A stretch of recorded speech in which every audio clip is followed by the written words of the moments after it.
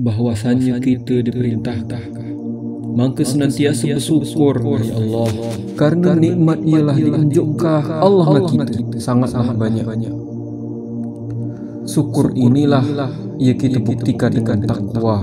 Luluk ya Allah perintahkan di dalam Al-Quran surat Al-Imran ayat 110. Ya ayyuhalladzina amanu taqullaha haqqa tuqatih wa la tamutunna illa wa antum muslimun. Wahai jemaah yang beriman, bertakwalah dengan Allah dengan sebenar-benar takwa ya Allah, dan janganlah sekali-kali kamu mati melainkan dalam keadaan mati beragama Islam.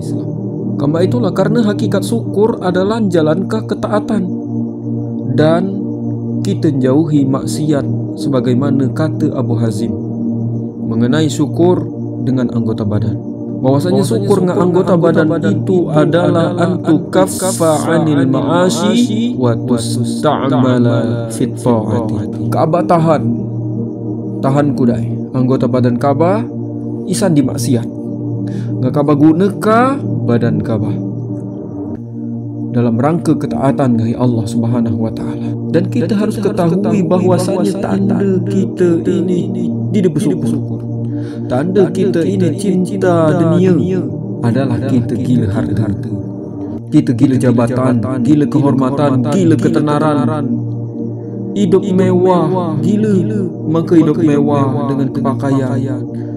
Ya Allah, mana hidupnya tu ngejar maka dia tu hidup mewah, pakaiannya mewah, makanan dan minumanannya mewah, waktunya sibuk ngejar kemewahan dunia sehingga dia ngejar dunia dengan jual akhiratnya dia tinggalkan, dunianya dia kejar, akhirnya dia lalai kisah ibadah.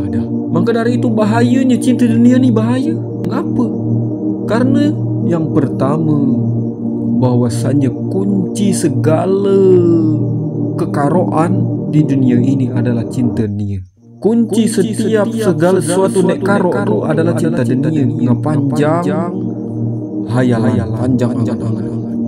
Bagaimana Ibnu Qayyim mengatakan dalam Hadi Al-Arwah halaman 48, bahwasanya kunci segala kejahatan kejelekan adalah dia cinta dengan dunianya, tergila-gila dengan dunia, ngari panjang angan-angannya. Yang kedua, bahayanya cinta dunia ini, dia pacak saja ngorbankah agamanya, dia tinggalkah agamanya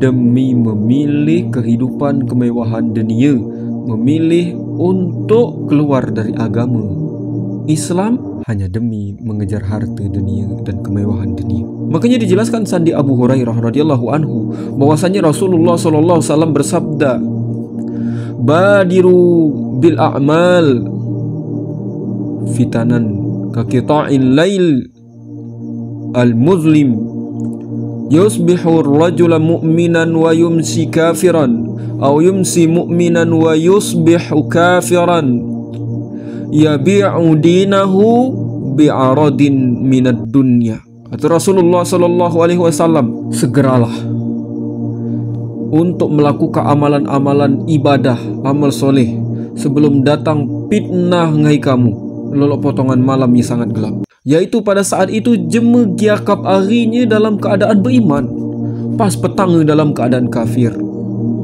Dan ada pula dia dalam keadaan yumsi mu'minan wa yusbihu kafiran, dalam petangnya dia keadaan beriman dan dalam keadaan paginya dia tidak beriman lagi. Waktu giakap harinya dia tidak beriman lagi, hanya petang dia beriman. Kata Rasulullah sallallahu alaihi wasallam, yabi'u dinahu bi'aradin minad dunya. Jema nelok ini, jema nelok itulah nak jual agamanya karena hendak mendapatkan secengkut keuntungan dunia. Hadis surat Muslim nomor 108. Kita harus ingat, jangan sampai hidup kita ini berubah-ubah dan mati kita bukan dalam keadaan beragama Islam. Badiru bil a'mal, segera untuk melakukan amal soleh. Fitanan ka qita'il lail al-muzlimi yusbihu rajula mu'minan wa yumsi kafiran, sebelum datang fitnah musibah luluk potongan malam yang sangat gelap, yang mana pada saat itu yusbihu rajul mukminan, pada saat kiamat akhirnya masih beriman seseorang itu, wa yumsi kafiran, dan petangnya dia lah dikit beriman, au yumsi mukminan, dan dia di petang harinya beriman, masih beribadah, wa yusbihu kafiran, tapi dah pada pagi harinya dia buta, dia lah dikit beriman, dikit beribadah, dia kafir, keluar dari agama. Sehingga mereka itu yabi'u dinahu bi'aradin minad dunya, dia lah jual agamanya karena tidak dapatkan secengkut keuntungan dunia. Hadis riwayat Muslim nomor 118. Manusia ya dia bergawe tuang tuit penuh keringat, penuh kepayahan, sembahyang ada, puasa dida. Inilah dia jema jual agamanya. Kalau diajak sembahyang dia melah caca alam, caca alim, dek kat Tuhan rezeki liba ibadah saja. Akhirnya dia beribadah, dia jual agamanya, tidak dapatkan secengkut dunia, bersusah payah, dia tinggalkan ibadah dengan Tuhannya. Yang ketiga, kita harus berhati-hati agar jangan kita lalai dari mengingat akhirat, sehingga kita kurang dalam beramal soleh di masa hidup kita. Kalau kita lalai dari mengingat akhirat, kita lalai dari beribadah, kita lalai dari mengingat Allah, mudah meninggalkan ibadah kewajiban kita, maka kita akan berlahan mengurangi amal soleh, kita akan ninggalkan ibadah, kita akan ninggalkan Allah demi secengkut dunia. Dari Abu Musa al-Ash'ari radhiyallahu anhu, Rasulullah SAW mengatakan dalam sabdanya, man ahabba dunyahu adarra bi akhiratihi, siapa yang tergalau cinta dengan dunianya, maka dunia itu pasti akan ngancur ke akhiratnya. Wa man ahabba akhiratahu adarra bid dunyahu, maka barang siapa yang tergalau cinta dengan akhiratnya, maka akan berkurang kecintaannya dengan dunia. Fa'athiru ma yabqa ala ma yafna, dulukanlah negeri yang akan kekal abadi, gawekanlah untuk amalan-amalan yang akan membuat kita menuju negeri yang abadi, yaitu negeri akhirat, daripada negeri yang dunia, daripada amalan-amalan mencari kehidupan dunia. Hadis riwayat Ahmad. Maka dari itu, jangan sampai kita tergalau cinta dengan dunia, sehingga dunia itu menghancurkan akhirat kita, membuat kita lalai dengan agama, membuat kita lalai sadi ibadah, membuat kita semakin jauh ngahi Maha Kuasa, sampai kita benci ngahi agama kita. Man ahabba dunyahu adarla bi akhiratihi, barang siapa yang tergalau cinta dengan dunianya, maka dunia itu pasti akan hancur ke akhiratnya. Wa man ahabba akhiratuhu adarla bid dunyahu, barang siapa yang dia tergalau cinta, lezat dalam beribadah dengan Maha Kuasa, tergalau cinta dengan akhiratnya, cinta terhadap amalan-amalan yang dapat membuat senang di akhiratnya, yaitu beribadah dengan Allah, maka akan berkurang kecintaannya dengan dunia. Maka dari itu, fa'asiru ma yabqa ala ma yafna, dulukanlah negeri yang akan kekal, beramallah untuk negeri akhirat agar kita masuk ke dalam surga, dan jauhilah negeri yang panah ini. Amalan-amalan yang dapat kita jadikan tujuan utama adalah mencari kehidupan dunia, kemewahan dunia. Jangan sampai lalai. Dunia ini adalah tempat kita singgah sementara, bukan tempat kita hidup selamanya.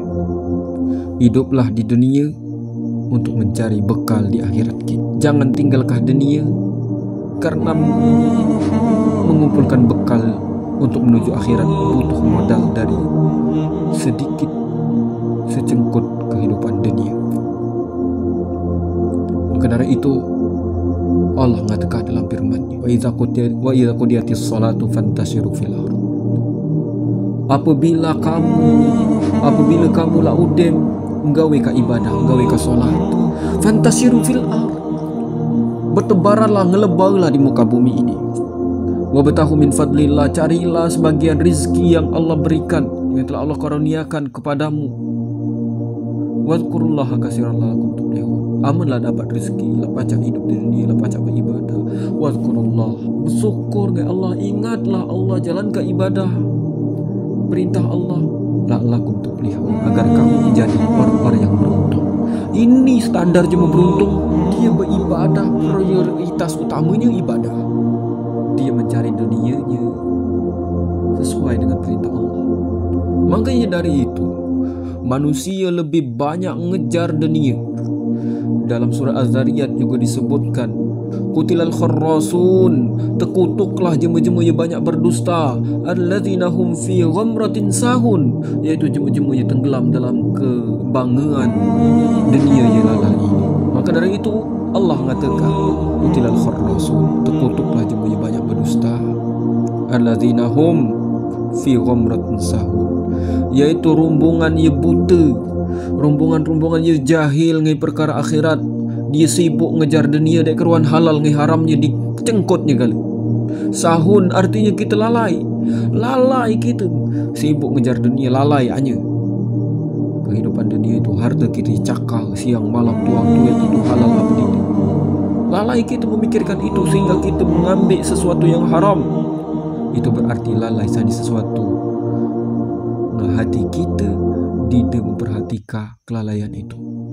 Lo itu pula yang ditafsirkan dalam Zad Al-Masir karya Ibnu Jauzi. Sahun artinya lalai. As-sahu itu berarti lalai sani sesuatu ngah hatinya tidak memperhatikan kelalaiannya. Maka dari itu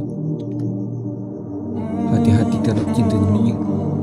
Karena cinta dunia yang keempat pacak jadikah kita kurang dapatkah kelezatan dalam mengingat Allah. Karena cinta dunia, kata Allah, cari kehidupan dunia tu. Amunlah odem mengerjakan ibadah, solat, kewajiban jalankah, cari dunia untuk kamu hidup di dunia ini, bukan untuk kamu bermewah-mewahan di dunia ini. Amun kamu lah dapat mencari dunia, jangan lupa wadkurullaha katsiran, banyak-banyak berzikir mengingat Allah.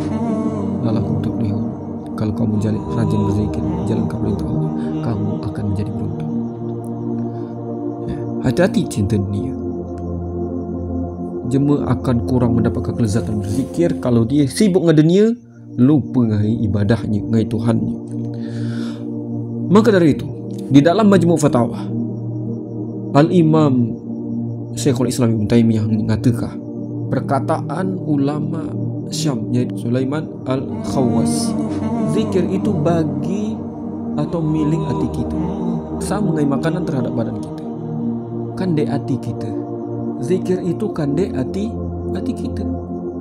Ngapa? Karena kedudukannya sama ngahi makanan terhadap badan kita. Ketika badan kita demam, gering, tentu kita sulit merasakan kelezatan makanan. Lalu itulah pula hati. Ketika kita tidak tahu merasakan kenikmatannya zikir, dia tidak tahu kita merasakan nikmatnya ibadah, solat, zakat, puasa, ketika itu pula kita akan menjadi manusia yang tergalau cinta dengan dunia, tergila-gila dengan dunia. Jemaah yang gila dunia, urusannya kah sangat sulit, urusannya kah jadi sulit. Beda kalau jemaah yang hidupnya ngutama ke akhirat. Maka dari itu harus kita berhati-hati. Ingatlah bahwasannya hadis Ihsan di Anas bin Malik radhiyallahu anhu, bahwasanya Rasulullah SAW mengatakan, man kanatil akhiratu hammah, barang siapa yang niat tujuan hidupnya adalah kande menggapai kehidupan akhirat, ja'alallahu dunyahu fi qalbihi, maka Allah Subhanahu wa taala akan menunjukkan kecukupan di dalam hatinya. Wa jama'a lahu syamlahu, sehingga Allah Subhanahu wa taala akan nyatukah keinginannya. Nyatukah keinginannya? Ia telah bercerai-berai. Wa atathu dunya wa hiya ghimatun wa man kanat dunya hammahu ja'alallahu faqrahu baina ainaihi. Dan barang siapa yang akhirat tujuan utama dalam kehidupannya, maka dunia pun kah dia dapatkah dalam keadaan tunduk hina di hadapannya. Wa man kanat dunya hammahu ja'alallahu faqrahu, Barang siapa yang niatnya kan dek gapai dunia, maka Allah akan jadikan dia dek pernah merasa cukup. Dia merasa kurang saja, merasa paling miskin di dunia, padahal Allah telah menunjuk dia rezeki. Ja'alallahu faqrahu baina ainaihi, di mata dia miskin itulah, kurang saja, dia akan merasa cukup. Wa farraqa alaihi syamlaha wa lam ya'tihi minad dunya illa ma qaddara lahu, sehingga Allah akan cerai beraikah keinginannya, dunianya pun dekkah dia dapatkah, kecuali ia neklah ditetapkan dia. Dia kulak kilau tuang tuin, ninggalkan ibadah, ninggalkan agamanya, sampai lalai ngai Tuhannya. Allah tidak akan nambah rizkinya, kecuali yang telah ditetapkan dia. Dia pun akan merasa dia bersyukur, dia merasa cukup. Dia biar rasa qanaah. Maka dari itu, jangan sampai kita cinta dunia, ngegila terhadap dunia sampai lupa akhirat kita. Payuhlah kita belajar agama, luangkanlah waktu untuk sesibuk apapun kita kan dek dalami ilmu agama Islam. Yakinlah dunia itu hina, yakinlah pula bahwasannya dunia itu panah, pastikah binasa, tidak selamanya. Sedangkan akhirat kekal abadi selama-lamanya. Disitulah kita akan ditentukan apakah kita abadi di akhiratnya nanti di surga, apakah kita abadi atau bahkan kita keluar dari agama kita sehingga kita abadi di dalam nerakanya. Disitulah nanti di akhirat, apakah kita lebih banyak masa disiksa di neraka, apakah kita lebih banyak kekal di surganya.